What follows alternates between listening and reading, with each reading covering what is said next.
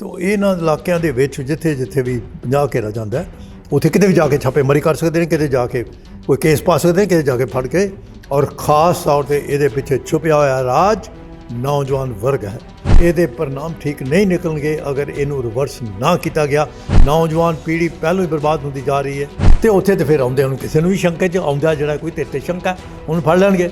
ਤੇ ਕੀ ਸੰਦੇਸ਼ ਦੇ ਰਹੇ ਨੇ ਇਹ? एक शांति भंग करने वाला संदेश जैसे शांति कायम करने वाला नहीं। सियासतदाना चाहिए हुण एकजुट होकर जो कि इन्होंने पहलों हुण फैसला किया सी जदों कि एक मता पास किया इनू अगे तक ले जान, इनू सिखर तक पहुँचान। और साडे सियासतदान जिहड़े ने हुण जे ना जागे पंजाब दे सियासतदान तो फिर हालात बिगड़नगे। हुण लोड़ है इन्हों कि अपने तरीके लभण, इकट्ठे चलन।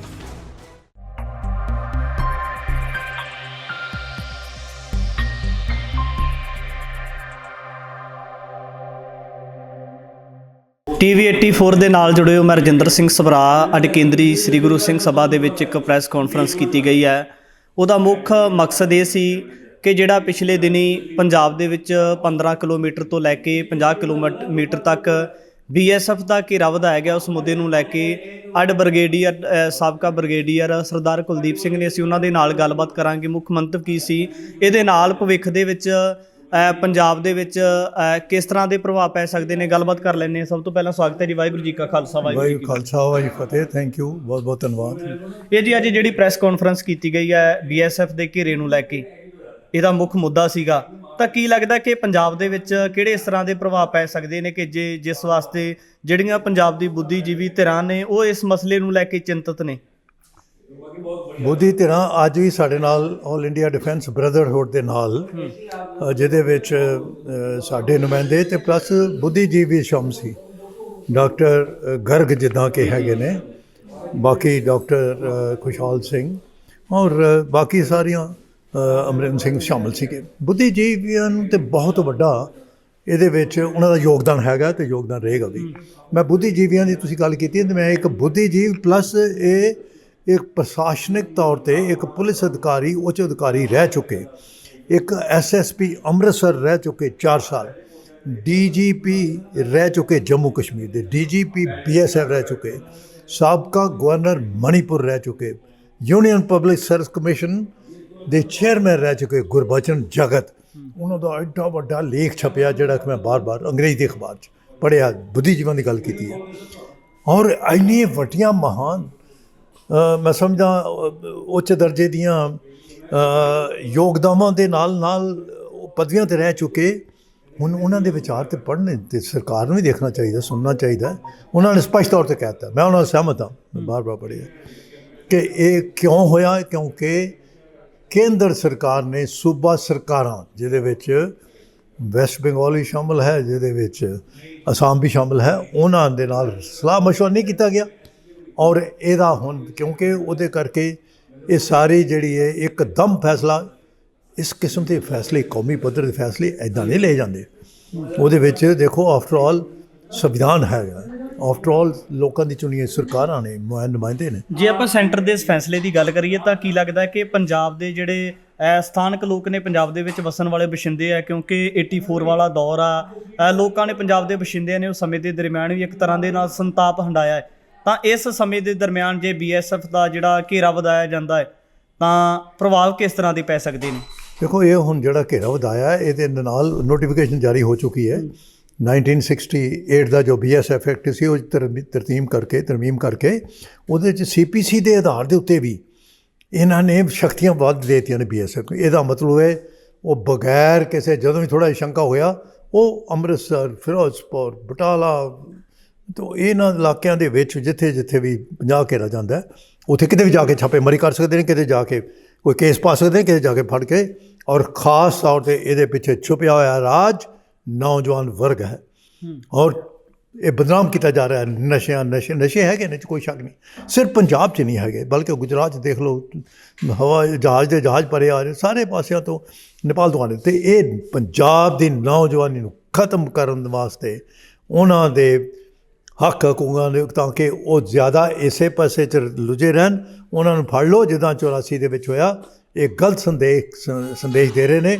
ਇਹਦੇ परिणाम ਠੀਕ ਨਹੀਂ ਨਿਕਲਣਗੇ ਅਗਰ ਇਹਨੂੰ ਰਿਵਰਸ ਨਾ ਕੀਤਾ ਗਿਆ। ਨੌਜਵਾਨ ਪੀੜ੍ਹੀ ਪਹਿਲੋਂ ਹੀ ਬਰਬਾਦ ਹੁੰਦੀ ਜਾ ਰਹੀ ਹੈ ਔਰ ਇਹ ਬਿਊਰੋਸਤਾਨ ਮੈਂ ਉਹਨਾਂ ਨੂੰ ਕਹਿੰਦਾ ਜਿਹੜੇ ਬਿਊਰੋਕ੍ਰੇਸੀ ਹੈ ਉਹ ਸ਼ਾਮਿਲ ਨੇ, ਪੁਲਿਸ ਸ਼ਾਮਿਲ ਨੇ, ਇਹ ਸਾਂਝੀ ਇਹ ਮਿਲੀ ਭੁਗਤ ਦਾ ਨਤੀਜਾ ਹੈ। ਪਰ ਹੁਣ ਜਿਹੜਾ ਕਰ ਦਿੱਤਾ ਗਿਆ ਉਹ ਤਾਂ ਉਹਨਾਂ ਦਾ ਇਹਨਾਂ ਦੇ ਸਿਆਸਤਦਾਨ ਦਾ ਫੈਸਲਾ ਲੈ ਕੇ ਉਹਨਾਂ ਨੇ ਇਸ ਜਗ੍ਹਾ 'ਤੇ ਕਰਤੇ। ਉਹ ਮੈਂ ਸਮਝਦਾ ਹਾਂ ਇਹ ਨਾਲ ਤਾਂ ਸਾਡੇ ਧਾਰਮਿਕ ਸਥਾਨ ਵੀ ਉਹਦੇ ਵਿੱਚ ਆ ਜਾਣਗੇ। ਉੱਥੇ ਲੱਖਾਂ ਦੀ ਗਿਣਤੀ ਦੇ ਵਿੱਚ ਉੱਥੇ ਸ਼ਰਧਾਲੂ ਆਉਂਦੇ ਨੇ, ਬਾਹਰੋਂ ਆਉਂਦੇ ਨੇ, ਦੇਸ਼ਾਂ ਵਿਦੇਸ਼ਾਂ ਤੋਂ ਆਉਂਦੇ ਨੇ, ਮੱਥਾ ਟੇਕਦੇ ਨੇ ਅਤੇ ਉੱਥੇ ਤਾਂ ਫਿਰ ਆਉਂਦੇ ਉਹਨੂੰ ਕਿਸੇ ਨੂੰ ਵੀ ਸ਼ੰਕਾ 'ਚ ਆਉਂਦਾ ਜਿਹੜਾ ਕੋਈ ਤੇਰੇ 'ਤੇ ਸ਼ੰਕਾ ਉਹਨੂੰ ਫੜ ਲੈਣਗੇ। ਅਤੇ ਕੀ ਸੰਦੇਸ਼ ਦੇ ਰਹੇ ਨੇ? ਇਹ ਇੱਕ ਸ਼ਾਂਤੀ ਭੰਗ ਕਰਨ ਵਾਲਾ ਸੰਦੇਸ਼ ਦੇ ਰਹੇ, ਸ਼ਾਂਤੀ ਕਾਇਮ ਕਰਨ ਵਾਲਾ ਨਹੀਂ। ਉਹਦੇ ਵਿੱਚ ਇਹ ਖੌਫ ਪੈਦਾ ਕੀਤਾ ਜਾ ਰਿਹਾ, ਇਹ ਸਿੱਧੇ ਤੌਰ 'ਤੇ ਔਰ ख़ास ਤੌਰ 'ਤੇ ਨੌਜਵਾਨ ਪੀੜ੍ਹੀ ਪ੍ਰਭਾਵਿਤ ਹੋਏਗੀ ਕਿਉਂਕਿ ਉਹਨਾਂ ਨੇ ਰਜਿਸਟ ਕਰਨਾ ਕਿ ਕਿਆ ਹੋਇਆ। ਜਦੋਂ ਰਜਿਸਟ ਕੀਤਾ ਕਿ ਅਸੀਂ ਤਾਂ ਕੁਝ ਕੀਤਾ ਹੀ ਨਹੀਂ, ਅਤੇ ਇਹਨਾਂ ਨੇ ਫਿਰ ਫੜ ਕੇ ਅੰਦਰ ਦੇ ਦਿਓ। ਫਿਰ ਇਸੇ ਤਰੀਕੇ ਨਾਲ ਫਿਰ ਅਪਰਾਧ ਵੱਧਦੇ ਨੇ ਕਿਉਂ ਪਹਿਲੋਂ ਹੀ ਉਹਨਾਂ ਦੇ ਬੜੇ ਨੁਕਸਾਨ ਹੋ ਚੁੱਕੇ ਨੇ। ਬੇਰੁਜ਼ਗਾਰੀ ਹੈ, ਦੇਖੋ ਨੌਕਰੀਆਂ ਮਿਲ ਨਹੀਂ ਰਹੀਆਂ, ਨਸ਼ਿਆਂ ਦਾ ਤਾਂ ਫੈਲਾਓ ਹੈ ਹੀ ਹੈ, ਕਿਤੇ ਵੀ ਜਾਂਦੇ ਨੇ ਭਰਤੀ ਉਹ ਧੱਕੇ ਮਿਲਦੇ ਨੇ, ਬੇਰੁਜ਼ਗਾਰੀ ਇੰਨੀ ਹੈਗੀ ਹੈ, ਅਨਪੜ੍ਹਤਾ ਇੰਨੀ ਹੈਗੀ ਹੈ, ਸਿਹਤ ਸਹੂਲਤਾਂ ਨਹੀਂ ਹੈਗੀਆਂ, ਉਹ ਕਿੱਥੇ ਜਾਣ? ਉਹ ਬਾਹਰ ਜਾਣ ਨੂੰ ਫਿਰਦੇ ਨੇ ਪੈਸਾ ਬਰਬਾਦ ਕਰਕੇ ਜ਼ਮੀਨਾਂ ਵੇਚ ਕੇ।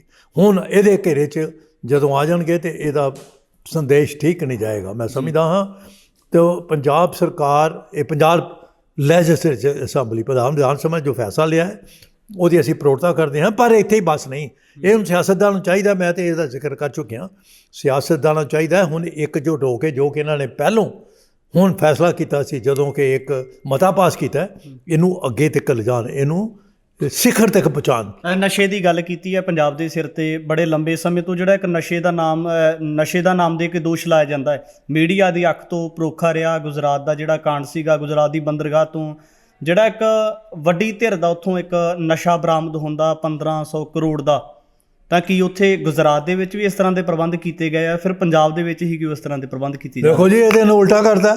ਗੁਜਰਾਤ ਦੇ ਵਿੱਚ ਪਹਿਲੋਂ ਘੇਰਾ ਸੀ 80 ਕਿਲੋਮੀਟਰ ਤੱਕ, ਉਹਦਾ ਘਟਾ ਕੇ 50 ਕਿਲੋਮੀਟਰ ਕਰਤਾ। ਉੱਥੇ ਤਾਂ ਬਲਕਿ ਅਸੀਂ ਤਾਂ 100 ਚਾਹੀਦਾ ਸੀ ਕਿਉਂਕਿ ਜਦੋਂ ਉੱਥੇ ਪੜ੍ਹਨਾ ਤਾਂ ਉੱਥੇ ਤਾਂ ਕਾਫੀ ਸਾਰਾ ਖੁੱਲ੍ਹਾ ਇਲਾਕਾ ਹੈ, ਕਿਤੋਂ ਕਿਤੇ ਜਾ ਕੇ ਛੁਪ ਸਕਦੇ ਨੇ। ਜਿਹੜੇ ਕੋਈ ਐਸੇ ਸਮਗਲਰ ਹੈਗੇ ਨੇ ਜਿਹੜੇ ਕਿ ਇਸ ਕਿਸਮ ਦਾ ਕਾਰੋਬਾਰ 'ਚ ਰੁੱਝੇ ਨੇ, ਜਦੋਂ ਉੱਥੇ ਦੇਖੋ ਹੁਣ ਤਾਂ ਫਿਲਮਿਸਤਾਨ ਵਿੱਚ ਆ ਗਿਆ, ਫਿਲਮੀ ਦੁਨੀਆ ਆ ਗਈ ਵਿੱਚ, ਠੀਕ ਹੈ। ਉਹ ਸਾਰੀ ਮੁੰਬਈ ਅਤੇ ਮਹਾਰਾਸ਼ਟਰ ਗੁਜਰਾਤ ਵਿੱਚ ਸਾਰੇ ਕੁਝ ਆ ਗਏ ਅਤੇ ਇਹ ਤਾਂ ਉਹਨੂੰ ਘੱਟ ਕਰਤਾ। ਅਤੇ ਫਿਰ ਇਹ ਤਾਂ ਜਿੱਥੇ ਕਿ ਆਈ ਸ਼ੁੱਡ ਸੇ ਮੌਜੂਦਾ ਕੇਂਦਰ ਸਰਕਾਰ BJP ਦੇ ਉਲਟ ਸਰਕਾਰਾਂ ਹੈਗੀਆਂ ਨੇ, ਉਹਨਾਂ ਨੂੰ ਤਾਂ ਤੰਗ ਕਰੋ, ਬਰਬਾਦ ਕਰੋ, ਉਹਨਾਂ ਨੂੰ ਤਾਂ ਤੋਰੀ ਫਿਰੋ। ਅਤੇ ਗੁਜਰਾਤ ਦੇ ਵਿੱਚ ਘੱਟ ਕਰਤਾ, ਕਿਤੇ ਉੱਥੇ ਵੀ ਨਸ਼ੇ ਨੇ, ਜਿੱਥੇ ਰੋਕ ਲੱਗੀ ਉੱਥੇ ਵੀ ਨਸ਼ੇ ਨੇ। ਸੋ ਇਹ ਨੀਤੀ ਜਿਹੜੀ ਹੈ ਨਾ, ਇਹ ਪੱਖਪਾਤੀ ਨੀਤੀ ਨਹੀਂ ਹੋਣੀ ਚਾਹੀਦੀ। ਸਰਕਾਰਾਂ ਨੀਤੀ ਦੇ ਆਧਾਰ ਚੱਲਦੀਆਂ ਨੇ, ਇਹ ਤਾਂ ਕੋਈ ਗੱਲ ਨਾ ਬਣੀ। ਇਹ ਤਾਂ ਮਤਲਬ ਕਿ ਦੇਖੋ ਖੱਜਲ ਖੁਆਰੀ ਵਾਲੀ ਗੱਲ ਹੈ। ਉਹਨਾਂ ਨੂੰ ਪਰੇਸ਼ਾਨ ਕੀਤਾ ਕਿਸੇ ਦੇ ਉੱਤੇ ਵੀ ਦੇਸ਼ ਧਰੋਹੀ ਦਾ ਮਤਲਬ ਪਾਈ ਜਾ ਰਹੇ ਨੇ। ਕਿਉਂ? ਇਹ ਦੇਸ਼ ਧਰੋਹੀ ਛੋਟੀ ਗੱਲ ਹੋਈ, ਦੇਸ਼ ਧਰੋਹੀ ਫੜ ਕੇ ਅੰਦਰ ਕਰ ਦਿਓ, ਕਿਸੇ ਨੇ ਪੁੱਛਣਾ ਨਹੀਂ। ਔਰ ਸਾਡੇ ਸਿਆਸਤਦਾਨ ਜਿਹੜੇ ਨੇ ਹੁਣ ਜੇ ਨਾ ਜਾਗੇ ਪੰਜਾਬ ਦੇ ਸਿਆਸਤਦਾਨ ਅਤੇ ਫਿਰ ਹਾਲਾਤ ਵਿਗੜਨਗੇ। ਹੁਣ ਲੋੜ ਹੈ ਇਹਨਾਂ ਨੂੰ ਕਿ ਆਪਣੇ ਤਰੀਕੇ ਲੱਭਣ, ਇਕੱਠੇ ਚੱਲਣ। ਇਹ ਫੌਜੀ ਜਿਹੜੇ ਨਾਲ ਅਤੇ ਫੌਜੀ, ਦੇਖੋ ਫੌਜ ਦੇ ਅੰਦਰ ਵੰਡੀਆਂ ਪਾਉਣ ਦੀ ਕੋਸ਼ਿਸ਼ ਕੀਤੀ ਜਾ ਰਹੀ ਹੈ। ਨਹੀਂ, ਸਿਆਸਤਦਾਨਾਂ ਬਾਰੇ ਕੀ ਲੱਗਦਾ ਕਿ ਜਿਹੜੇ ਉਹਨਾਂ ਦੇ ਰਾਜਸੀ ਹਿੱਤਾਂ ਦੇ ਮਸਲੇ ਹੁੰਦੇ ਉਹਨਾਂ ਨੂੰ ਉਜਾਗਰ ਕਰਨ ਦੀ ਬਜਾਏ, ਉਹਨਾਂ ਨੂੰ ਇੱਕ ਸੰਵੇਦਨਸ਼ੀਲ ਹੋ ਕੇ ਵਿਚਾਰਨ ਦੀ ਬਜਾਏ ਮਸਲਿਆਂ ਨੂੰ ਹੱਲ ਕਰਨ ਦੀ ਲੋੜ ਸੀ। ਪਰ ਉਹਨਾਂ ਮਸਲਿਆਂ ਦੇ ਉੱਪਰ ਰਾਜਨੀਤੀ ਉਹਨਾਂ ਸਿਆਸਤਦਾਨਾਂ ਵੱਲੋਂ ਕਿਉਂ ਕੀਤੀ ਜਾ ਰਹੀ ਹੈ? ਕਿ ਇਹ ਪੰਜਾਬ ਦੀ ਹੋਂਦ ਦਾ ਮਸਲਾ ਨਹੀਂ? ਦੇਖੋ, ਇਹ ਰਾਜਨੀਤੀ ਸਿਰਫ ਆਪਣੇ ਸਵਾਰਥੀ ਹਿੱਤਾਂ ਨੂੰ, ਆਪਣੇ ਪਰਿਵਾਰਵਾਦ ਨੂੰ ਪ੍ਰਫੁੱਲਿਤ ਕਰਨ ਵਾਸਤੇ ਕੀਤੀ ਜਾ ਰਹੀ ਹੈ, ਰਾਜ ਦਾ ਭਾਏ ਕਾਇਮ ਕਰਨ ਵਾਸਤੇ।